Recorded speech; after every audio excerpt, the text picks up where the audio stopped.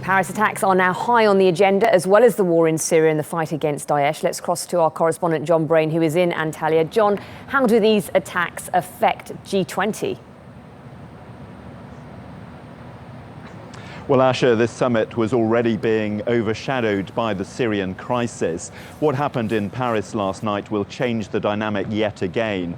And so you can be sure that the talks between the world leaders themselves, when they arrive here later, will be dominated by what's happened. And it will increase that imperative to find a unified response to what's happening in Syria, because as we know, those bombers allegedly were saying that the attacks were in revenge for French intervention in Syria, and the French nation will be asking, well, has that made us a target? And it will be seen as being very important that world leaders stand together and don't allow themselves to be picked off individually as nations.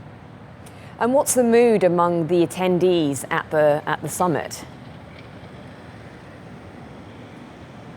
Well, the mood is quite subdued. This is a huge event. It's been months in the planning. It's cost millions of dollars. It's a showcase for the world. And of course, people have been taking in the full import of what's happened in Paris and have been expressing their sadness about it. So there has been quite a flat atmosphere, and spare a thought for the host nation, Turkey. Again, as I was saying, this is a huge showcase for them.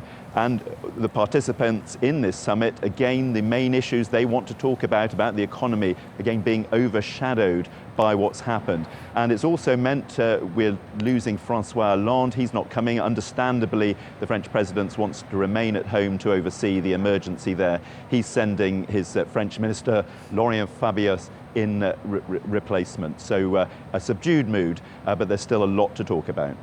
OK, Jon Brain in Antalya, thank you.